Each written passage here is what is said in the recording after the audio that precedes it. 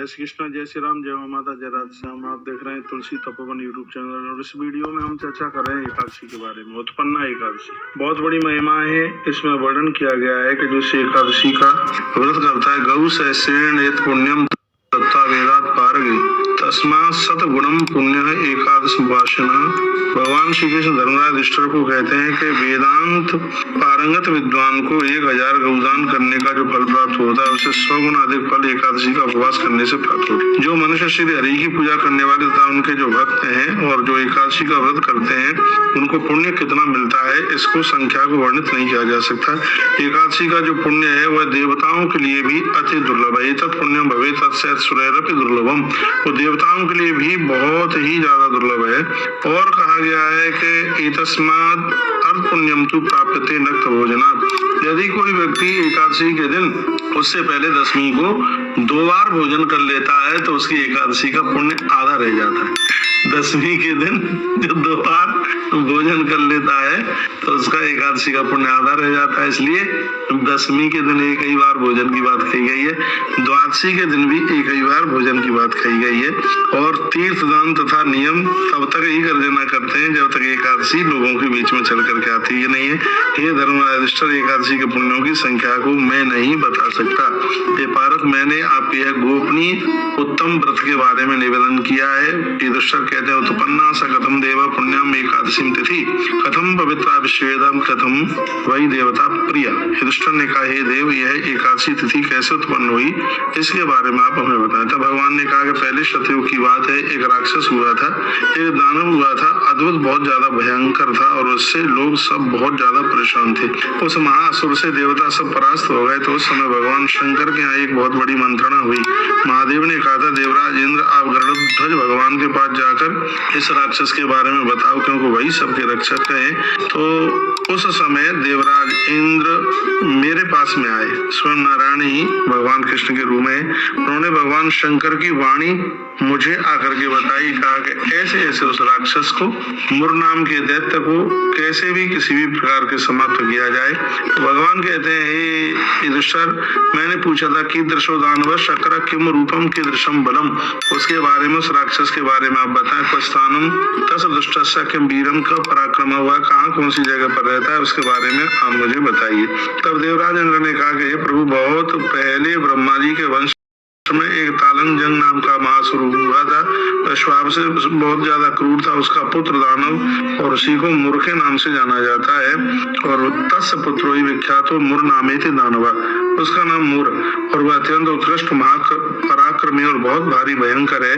वह चंद्रावती नाम की नगरी में रहता है। उससे सभी देवता परास्त हो गए हैं। उसने देवताओं को स्वर्ग से बिल्कुल निकाल दिया है, खदेड़ दिया है। उसने दूसरे इंद्र का ही स्वरूप बना लिया। उसने दूसरे चंद्रमा, सूर्य, वायु और वरुण सब उसने तैयार कर दिए। हे जनार्दन, यह सत्य है कि उससे सब कुछ अपने से बना दिया। उसने एक नई सृष्टि की रचना की है। उसने सभी स्थानों से सभी देवताओं को हटा दिया। निश्चय दानवम दुष्टम देवता नाम भयंकर। कहा गया, त्रदसई सहितो देवा गतश्चंद्रावतीम पुरुम, उसकी जो नगरी है, उसके सूर्य और उसके चंद्रमा सब कुछ उसके अलग है। भगवान विष्णु देवताओं के साथ चंद्रावती नगरी में गए। देवताओं ने देखा कि वह दैत्य बार बार गर्जना कर रहा है। युद्ध बहुत भारी हुआ और स्थिति यह हुई थी कि एक बार के लिए भगवान इस युद्ध को छोड़ करके वहां से चले गए। भगवान बद्रीनाथ मंदिर के पास में एक गुफा थी। उस गुफा का नाम था सिंगावती नाम की गुफा। भगवान वहां जाकर के लेटे। 80 नंबर के श्लोक में बड़ा अद्भुत कहा गया है, विष्णु निर्जतस्तेन गतो बद्रिकाश्रमम गुहा सिंगावती नाम तत्र सुप्तो जनार्दन। भगवान उस सिंगावती नाम की गुफा में जाकर के लेट गए। वह 12 योजन की गुफा थी और उसमें एक बड़ा सुंदर सा द्वार था। उसमें सोए हुए भगवान विष्णु को वह दानव मारने के लिए उस गुफा में पहुंच गया। उसी के साथ महायुद्ध करने के कारण शीघ्र ही भगवान के दिव्य विग्रह में से उसी गुफा में एक शक्ति प्रकट हो गई। भगवान को सोए हुए देख करके दानव युद्ध के लिए तैयार था, बहुत खुश हो रहा था। लिखा, निसंदेह अनिश्यामी दानवानाम भयंकर। उसने सोचा कि आज मेरे हाथों से मरे, मैं दानवों के लिए भयंकर, इसको मैं अवश्य मार दूंगा। उसने ऐसा संकल्प किया। युधिष्ठिर, भगवान विष्णु के शरीर से एक उसी समय कन्या निकली, बेटी निकली। निर्गताम कन्या तत्र विष्णु देहात युधिष्ठिर, भगवान की देह से ही वह प्रकट हुई। वह सुंदरी सौभाग्य संपन्न थी। वह आयुधों को धारण की हुई थी और और वह भगवान के तेज से उत्पन्न हुई थी तथा महाबली और पराक्रमता के द्वारा वो संपन्न थी। धनंजय उस कन्या को मुरने देखा। उस स्त्री ने उसे युद्ध किया और बहुत जोर से युद्ध हुआ। सभी प्रकार के युद्ध में निपुण उस कन्या ने इतना युद्ध किया कि उसके हुंकार से मुर नाम का दैत्य उसी समय भस्म हो गया। 87 नाम का श्लोक है, लिखा है, हुंकार ही भस्म सज्जातो मुर नामा महासुरा। उस कन्या की हुंकार के द्वारा वो जल के राख हो गया। भगवान विष्णु ने कहा, मेरे से अत्यंत उग्र शत्रु को मारा किसने? उसने सत्यंत्र उग्र कर्म को करके मेरे ऊपर बड़ी करुणा की है। भगवान ने कहा। तब कन्या ने कहा, उसने देवताओं, गंधर्व, यक्षों, रोगों, राक्षसों, इंद्र आदि सबों को जीतकर स्वर्ग से भगा दिया था। इसलिए मैंने प्रभु आपके ही देह से प्रकट होकर के मैंने इसको जला करके राग कर दिया। एकादशी कहने लगी, तत्प्रसादाक्ष भो स्वामिन महादैत्य मया।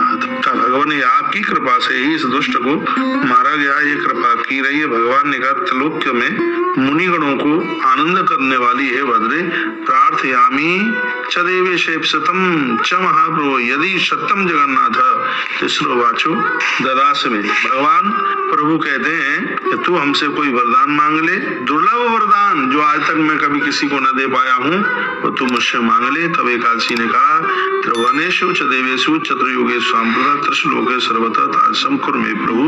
हे जनार्दन, यदि आप सचमुच मेरे ऊपर प्रसन्न हैं तो मैं एक वरदान आपसे मांगती हूँ और वो मेरे हृदय में वो सुन लीजिए। प्रभु, मैं अपने अविपरीत वरदान के लिए आपसे प्रार्थना करती हूँ। यदि आप 3 बार कहकर अपनी वाणी की सत्यता करें तो फिर मैं बोलूं कि मुझे क्या चाहिए आपसे। यदि सत्यम जगन्नाथ तिस्रो वाचो दादा, 3 बार बोली तो भगवान का उसने कहा, एकादशी ने, देवेश आप मुझको 3 भुवनों 4 युगों तक तीनों लोकों में ऐसा बना दीजिए कि मैं आपकी कृपा से सभी तीर्थों में प्रधान हो जाऊं, सभी विघ्नों का विनाश करने वाली हो जाऊं, सभी प्रकार की सिद्धियां मुझ में आकर के समाहित हो जाए। हे प्रभु, आपकी भक्ति से युक्त जो मनुष्य भक्ति पूर्वक मेरी तिथि को उपवास करे उनकी सभी कामनाएं सिद्ध हो जाएं, ये आप हमें मांगे दे दीजिएगा।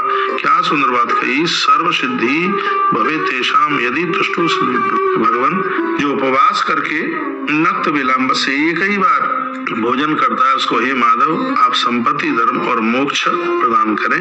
भगवान विष्णु ने कहा, एक बार का भोजन का मतलब है द्वादशी और दशमी को है, ये भोजन एकादशी को नहीं है। भगवान विष्णु ने कहा, कल्याणी तुम जो कह रही हो वही होगा, तुम समस्त मनोरथों को पूर्ण करने वाली होगी, ये सत्य है। संसार में जो मेरे भक्त हैं और वो कहा जो मेरे भक्त हैं तथा कार्तिक मास के भक्त हैं बेचारे युगों में तथा तीनों लोकों में विख्यात होंगे। मैं तुमको अपनी शक्ति मानता हूँ। एकादशी व्रत करने वाले मेरी पूजा करेंगे और मुक्ति प्राप्त करेंगे, इसमें कोई संदेह नहीं है। जो एकादशी का व्रत करेंगे वो मेरे परम भक्त होंगे। ये भगवान ने कह दिया, लिखा है, मम पूजा करशंति मोक्ष संसार। जो एकादशी का व्रत करेगा उसे मेरी संपूर्ण पूजा करने का फल तत्काल प्राप्त हो जाएगा। तो यह मेरे भगवान ने बड़ी अद्भुत बात कह दी है। तो यह एकादशी की जो कथा आप सुन रहे हैं, भगवान महादेव कहते रम दत्तारुण तस्येत स्त्रो वाचो संशया हृष्ट पुष्टा संजाता एकादशी महाव्रता। उन्होंने कार्तिकेय जी को ये कथा महादेव जी ने सुनाई थी। 3 बार कहकर भगवान ने एकादशी को यह वरदान दे दिया और कह दिया कि हे एकादशी तुम शत्रु को मारती हो, सर्वोत्कृष्ट सदगति मुक्ति प्रदान करती हो, समस्त विघ्नों का नाश करती हो। तुम जो तुम्हारा व्रत करेगा उसके पास सभी सिद्धियां चल करके आ जाएंगी। ये भारत दोनों पक्षों की एकादशी एक समान है, उसमें कोई भी बिल्कुल अंतर नहीं। उभयो पक्षयो पार्थ तुल्य एकादशी शुभा, दोनों के पुण्य भी बराबर है। इसलिए एकादशी व्रत करने का पुण्य तभी प्राप्त होता है जब दोनों एकादशियों का व्रत किया जाए। ऐसा भगवान ने कहा, एकादशी समम नास्ति व्रतम पाप प्रणाशनम। एकादशी के समान पापों को जलाने वाली कोई तिथि नहीं। इसलिए हरि वैष्णव जनों को चाहिए वह 11 का व्रत जरूर करें। हमने आपको उत्पन्न एकादशी की कथा सुनाई, तो ब्रह्म हत्या पापे भ्यो मुंचते नाथ संशय। इस कथा को सुनने मात्र से ब्रह्म हत्या जैसे महापातक दूर हो जाते हैं। विष्णु धर्म समम नास्ति गीतार्थम चनुपोत्तमम। जैसे वैष्णव धर्म से बड़ा धर्म नहीं है, गीता के स्वाध्याय से बड़ा स्वाध्याय नहीं है, उसी प्रकार से एकादशी से बढ़कर के कोई भी व्रत नहीं है।